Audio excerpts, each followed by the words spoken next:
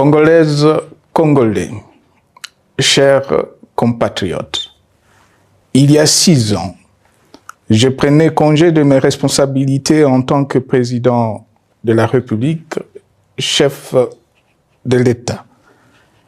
Et fait inédit dans notre pays, en près de 60 ans d'indépendance. J'ai passé pacifiquement la main à un nouveau chef d'État. Depuis lors, je m'étais imposé un strict devoir de réserve, y compris quand j'ai fait l'objet, directement ou par mes proches interposés, de provocations, de déni de droit, d'humiliation, d'imputations dommageables et d'autres multiples atteintes à ma dignité. D'abord, parce que je suis convaincu que le temps est le meilleur allié de la vérité, un antidote lent mais puissant contre le venin du mensonge et de la délation. Mais aussi et surtout, parce qu'agir autrement aurait fait le jeu de ceux qui, par cette campagne odieuse, cherchaient à détourner l'attention de notre peuple de leur incapacité, aujourd'hui avérée, à répondre à ses attentes et aspirations. J'ai enfin décidé de briser ce long silence, de sortir de ma réserve et de m'adresser à vous parce que l'enjeu est de taille. Il est même existentiel.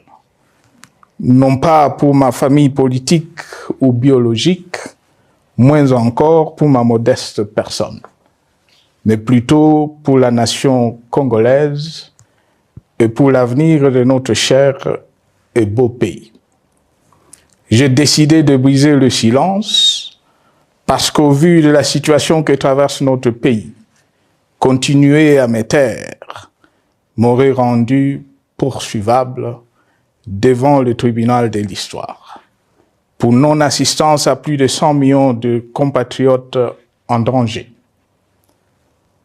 Je saisis cette opportunité pour partager avec vous mes réflexions et participer ainsi à la recherche de la solution à la crise que traverse notre pays, la République démocratique du Congo, terre de nos ancêtres, car il est gravement malade et son pronostic vital engagé.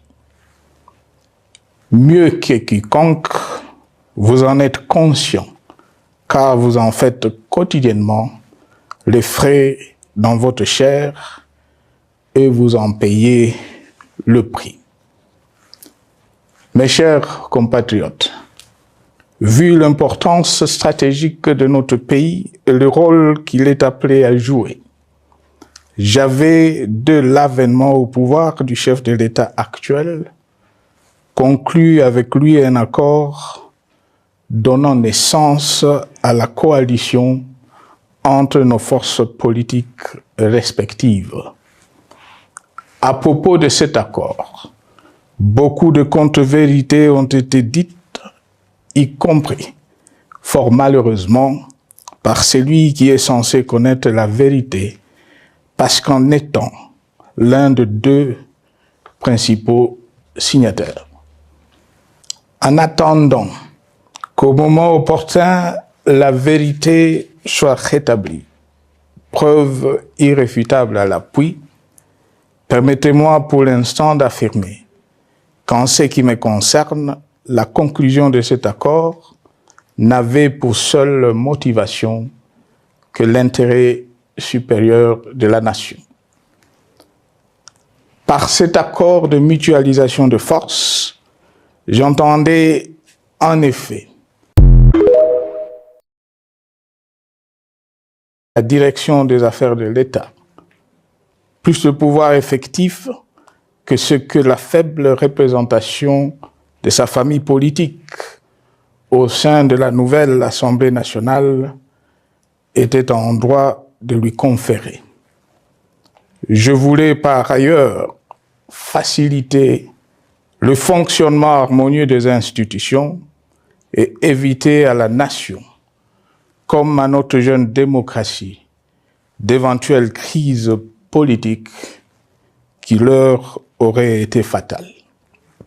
Cette première alternance pacifique et civilisée à la tête du pays avait suscité d'autant plus d'espoir qu'en janvier 2019, notre pays s'est trouvé en bien meilleur état qu'au moment de ma propre accession à la magistrature suprême en janvier 2001.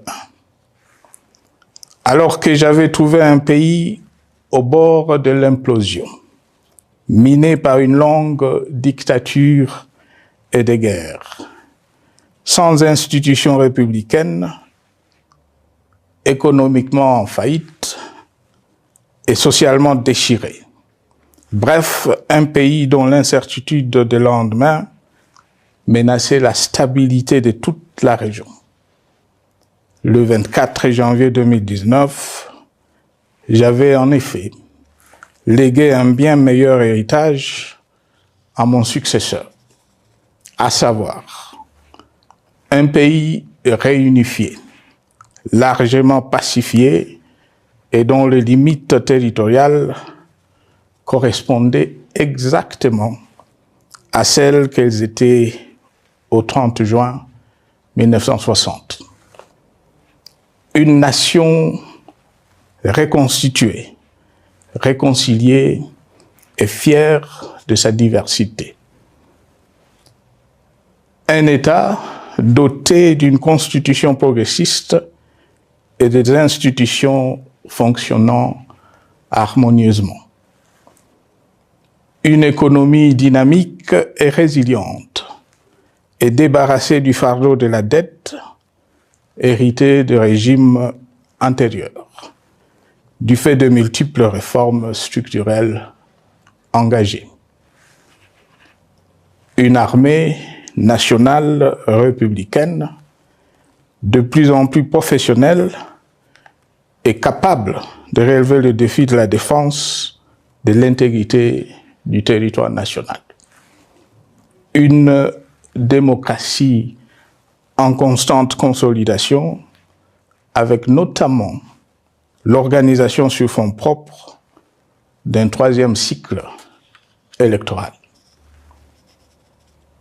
Le cœur serré, je constate qu'à peine 6 ans après, ce bel héritage en indivision, légué à l'ensemble de notre peuple, a été complètement dilapidé par celui qui en avait reçu la garde.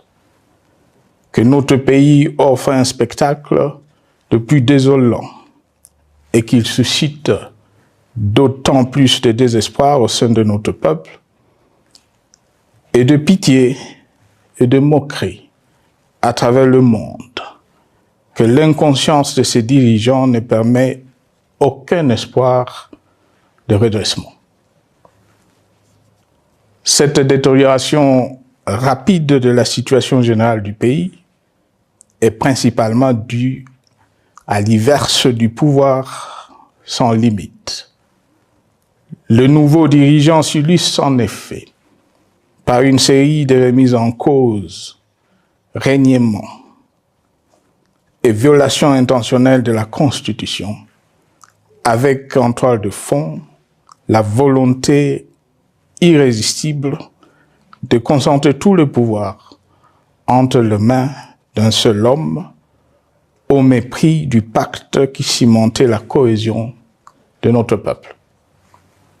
Le premier acte de remise en question de ce pacte républicain, véritable socle de stabilité et de cohésion nationale, a consisté à violer délibérément la Constitution et les lois pertinentes lors du premier remaniement de la Cour constitutionnelle par le président de la République. La violation de ce texte juridique, fondement de tout état de droit, pour de simples raisons de confort politique est devenue depuis lors une marque distinctive de la gouvernance de notre pays. Dans le même esprit, en décembre 2020, il fut organisé un coup d'État institutionnel à la suite du renversement en pleine mandature d'une majorité parlementaire, pourtant dévolue par le peuple souverain, ainsi que le gouvernement qui en était issu. S'en sont ainsi suivis la nomination illégale de membres de la Commission électorale nationale indépendante, ainsi que le simulacre des élections de décembre 2023, organisées en violation du cadre juridique et de normes internationales